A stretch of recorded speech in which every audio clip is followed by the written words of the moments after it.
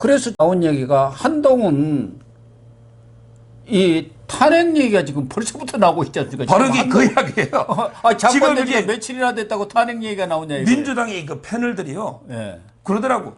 어차피 이게 그 지휘부가 없으면 안 되잖아. 예. 그러니까 이제 그 총장은 청문회가 있으니까 일단 총장은 막을 수 있잖아요. 예. 자기들이. 그래서 이제 그 노는 게 바로 그 한동훈 탄핵. 이걸 구체적으로 지금 이야기하고 있어요. 아니 무슨 민주당에서 한 일이 없는데 뭔 탄핵부터 한다는 거예요? 아, 자기들에게 지금 이번에 법사위원장이 있죠. 예. 법사위원장을 굳이 끝까지 고집하잖아. 예. 그게 저는 뭐 중대범죄수사청 이게 법안 만드는 것도 있겠지만 예. 법안이야 어차피 이게 뭐 저거가 어떻게 만들어도 윤석열 대통령이 거부권하면 안 되거든요. 그건 뭐 소용없죠. 예. 그러면 이게 결국 저는 법사위원장을 약속을 깨고 자기들이 끝까지 하겠다. 이거는 한마디로 이게 마음에 안 드는 행안부 장관 이상민, 예. 그다음에 법무 한동훈이 탄핵 의결해버리겠다. 이게 중요한 게요. 탄핵만 의결만 되면 헌재로 가죠. 그리고 직무가 정지돼 버리죠. 바로 이게 고약이 직무정지입니다. 이게 네. 좀 문제예요. 예. 지금 이게 대통령은 국회에서 3분의 2 해야 탄핵이 되잖아. 그렇죠. 그건 이제 근데 불가능. 자기들이 불가능하잖아요. 200석이 넘어야 하니까. 근데 대통령 빼고 나머지는 이게 과반이면 이게 탄핵 의결을 할 수 있죠. 그리고 이게 헌재로 보내면 1, 2년 시간 끕니다.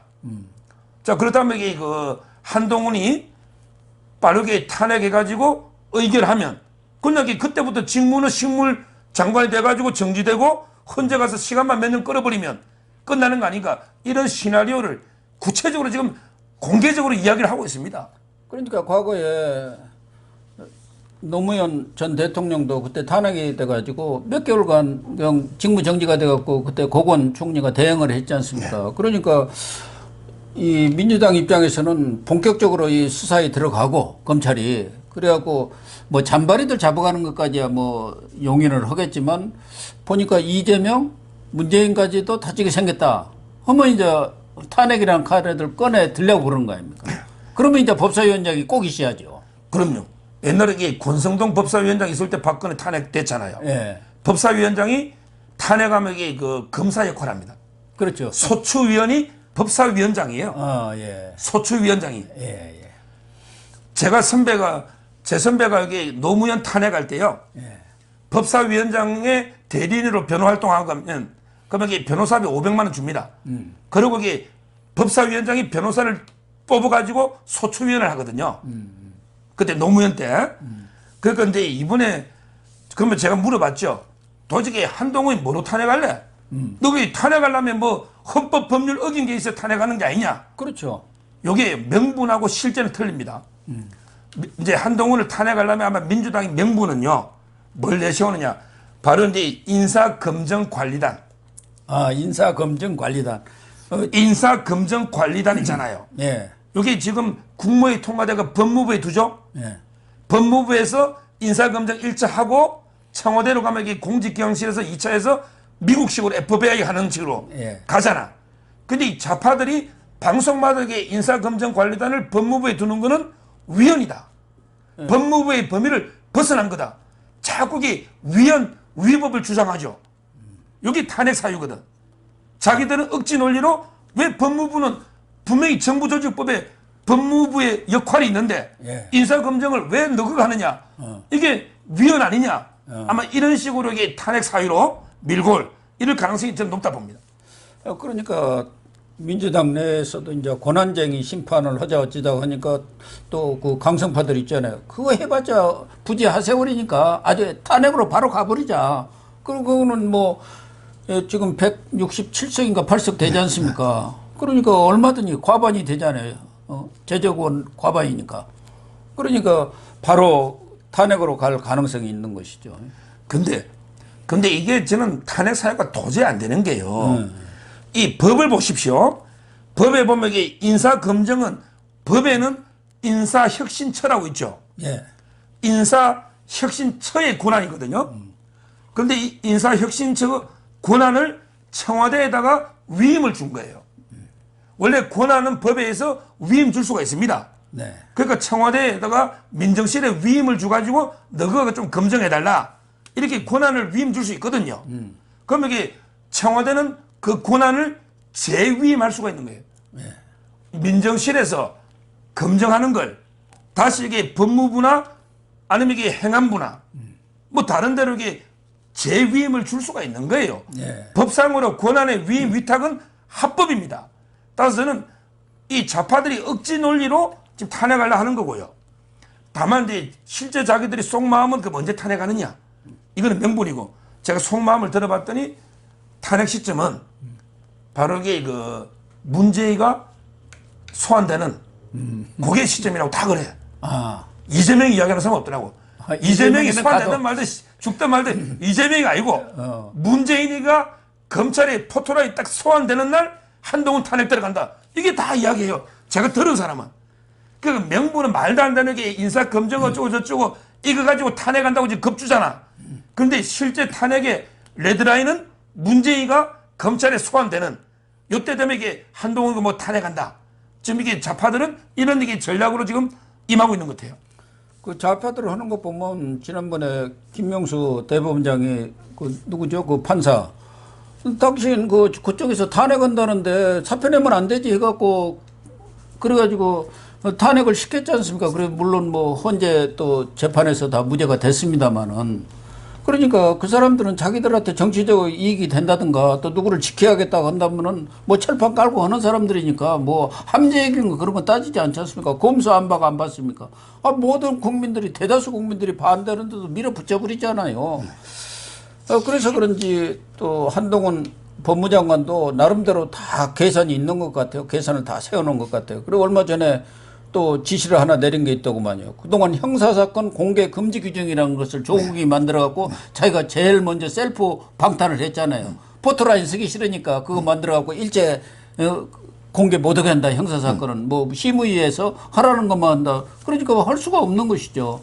그런데 이것도 국민의 알 권리를 침해하는 것이다. 더군다나 중요한 사건이라든가 국민들이 꼭 알아야 할 그런 사건에 대해서는 얼마든지 그 중간에라도 국민들한테 알 권리 보호 차원에서도 알려줄 것은 알려줘야 한다. 이걸 지금 검토하라는 거 아닙니까? 그러니까 다 대비를 하고 있는 거예요. 아, 이 사람들이 이제 그렇게 되면은 포토라인 세워야 하지 않습니까? 이재명이도 세우고 경우에 따라서 문재인도 세워야 하는데 그 금지 규정 때문에 못 올 수 있으니까 다 선수를 치고 있는 것 같아요. 그러니까 바둑도를 뭐 아주 한동훈이가요.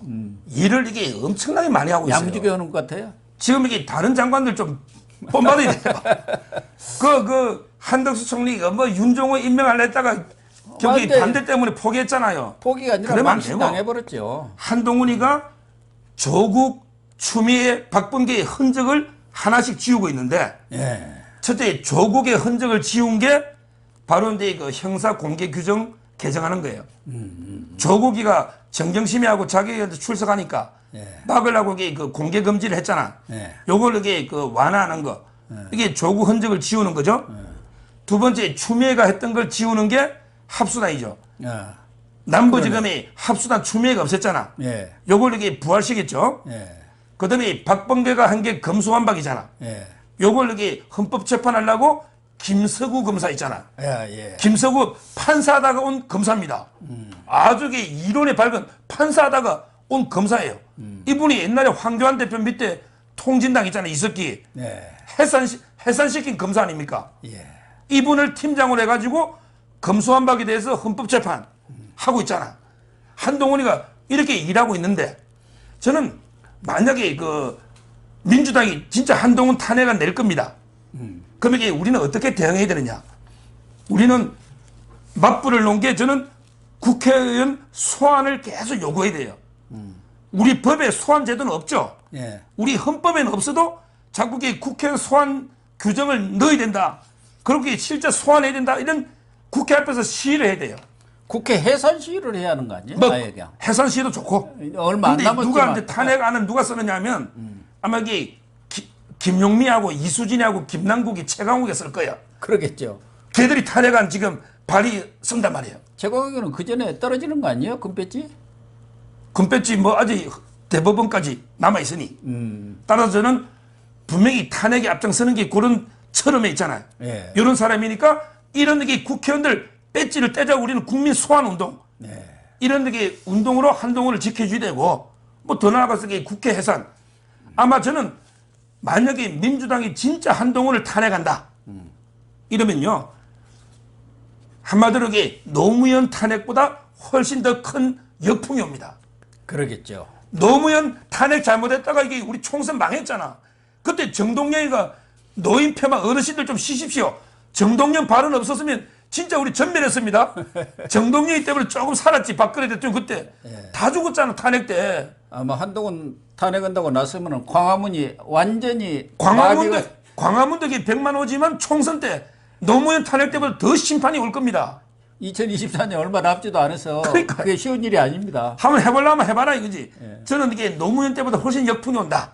이렇게 보고 우리가 이렇게 관심을 가지고 한동훈 장관한테 힘을 실어줘야 돼요. 그래야만 이게 문재인이든 이재명이든 탄력받아서 이게 잡아열 수가 있는 거예요. 그래야만 이게 좌파적폐가 청산될 수 있는 거예요. 저는 그게 필요하다 봅니다. 그리고 한동훈 장관이 워낙 치밀하고 또 논리적이고 다 개혁을 세우는 사람이니까 그 탄핵 우리가 이렇게 예상을 하는데 경우에 따라서는 민주당이 탄핵 카드를 들고 나올 가능성이 거기에도 충분히 지금 대비를 하고 있지 않겠나 그런 생각이 듭니다. 탄핵 카드가 나왔을 경우에 어떻게 해서 이걸 무산시키겠다는 것까지 구상하고 있지 않을까 하는 생각도 들어요. 그런데 워낙 민주당이 막가파 조직 아니면 막가파 막무가내잖아요. 그런데 그대로 이게 2분 1만 의결만 하면 그러면 이게 헌법재판 해봤자 이게 직무가 정지되니 저는 정치적으로 어떻게든 이게 우리가 부어해줘야지. 어떻게 방법이 없잖아요. 그런데 이 사람들은 상상할 수 있는 모든 수단은 다 하는 집단. 그게 민주당 집단이에요.